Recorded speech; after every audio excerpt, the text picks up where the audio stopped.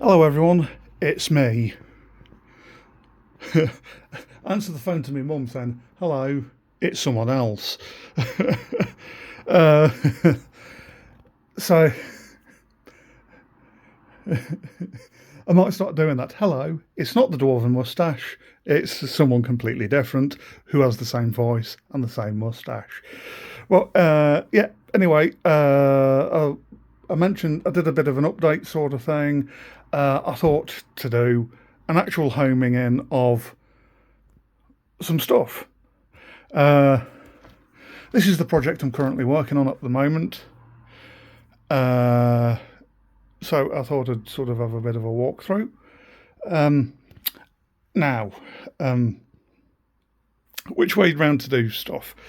Because right, I've been at I've been at these probably a week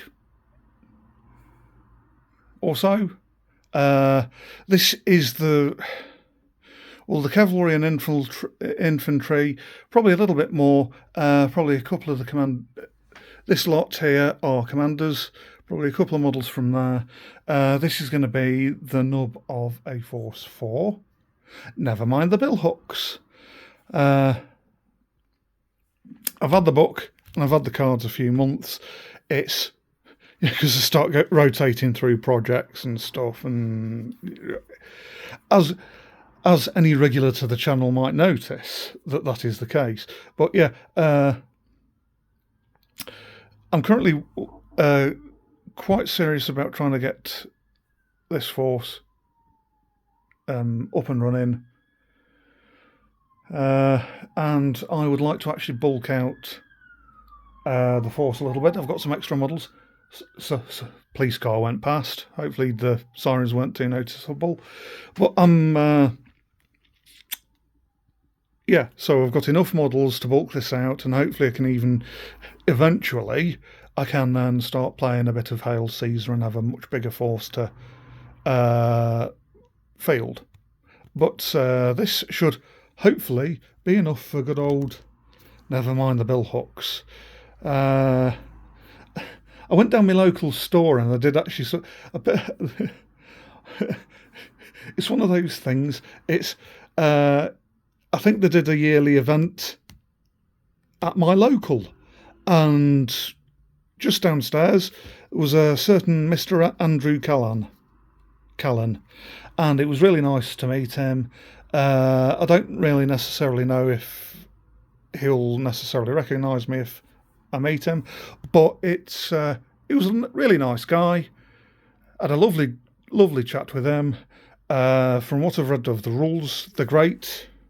From what I've seen of bat reps online, I'm pretty sure I've binge watched the Seventh Sons bat reps of this. It looks a great game.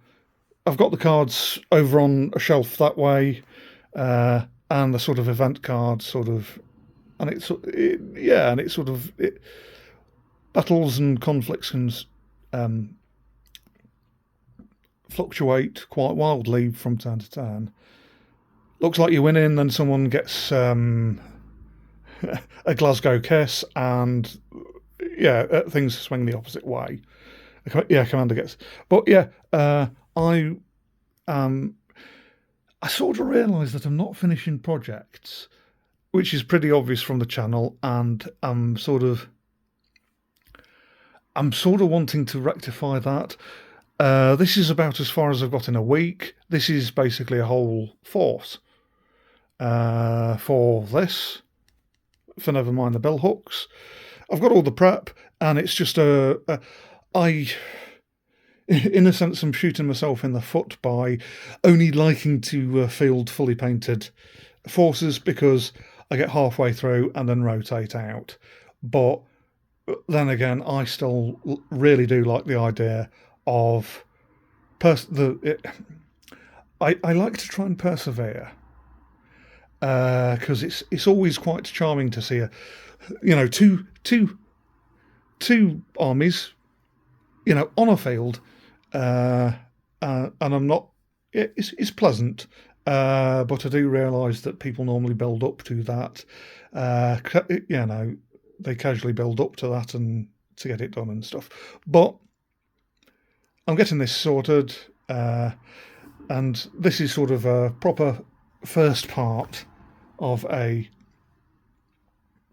probably a series. I'll do a better sort of thing, and the short of it is that these are based on the forces of Lord Audley. There were two Lord Audleys. There was John Touchet, who was the fifth Lord Audley, who died at I think it was Mortimer's Cross, wasn't it?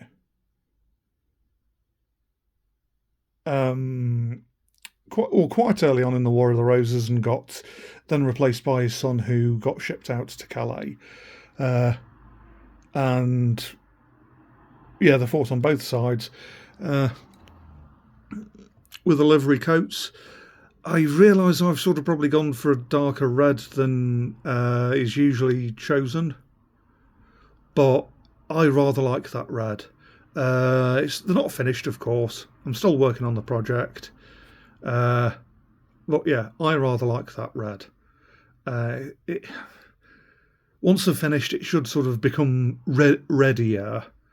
But yeah, and I realise it's a bit more sort of terracotta rather than the scarlet that is usually usual. But yeah, I do realise, yeah, it's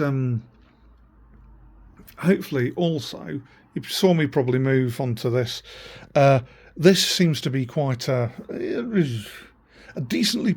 There is a player base for this at my local, and they also host one of the Midgard moots, and I would like to join in. I got this book. I'll try and get rid of the and hopefully between my Femir army and this, these guys should be able to perhaps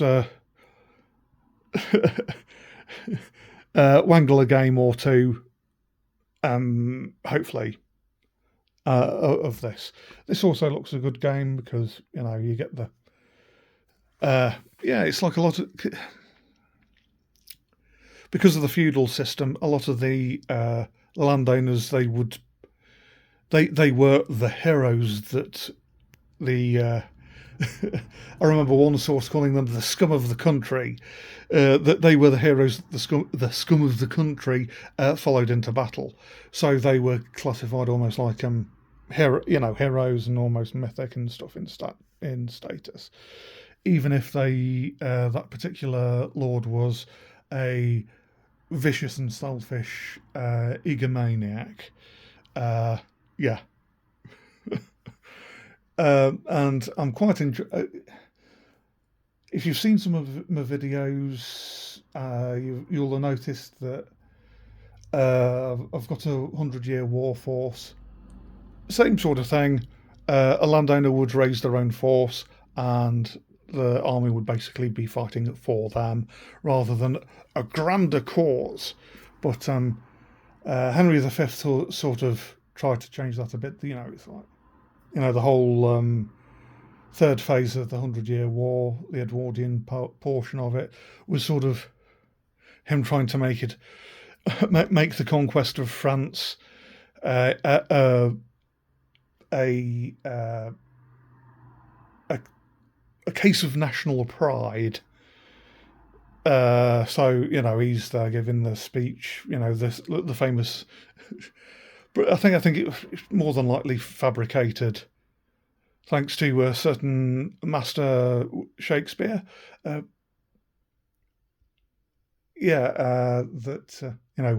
St. Crispin's Day speech. We few, we happy few, we band of brothers.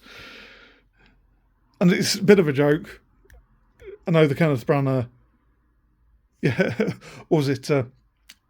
I still the Kenneth Branagh Henry V.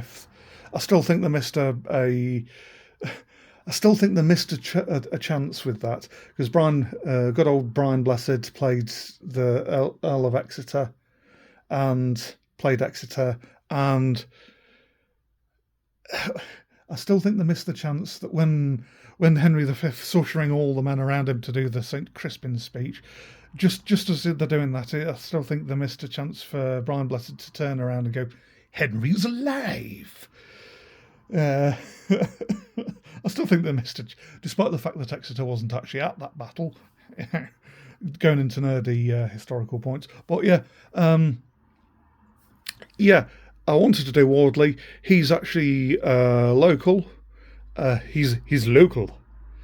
He's a local lord for the local people. He was actually the sixth Lord Audley, James Touchet, to anglicise his name, Touchet, Touchet. I'm not really sure how to pronounce it, really. He's buried in one of my city's suburbs, and there was an Audley there was a previous Audley at Poitier fighting alongside the Black Prince and John Chandos. But yeah, during the War of the Roses, there was a James Audley, who was replaced by his son John, who became Yorkist quite early on and got shipped out to Calais. But yeah, it'd be very nice to also do Midgard. I'm intending on doing that, and also I've not forgotten that I've got this. In a sense, because Audley was one of possibly 8 or 9 Yorkist commanders that fought at Northampton. Eventually, I might try and grow this to be a very loose approximation of what might have been fought. What's Lord? Come on, speak sense. A very loose approximation of Audley's force at the Battle of Northampton. I'm very much enjoying what I've read of this so far. There are a few reviews out there. There is Mr. Mike Peters has done a review of this on his blog, and there is Seventh Son as well, who's done a review of this. Very well-regarded reviews. I like what I've read of it so far. Yeah. Anyway, I'll see you all soon. Stay safe, stay groovy.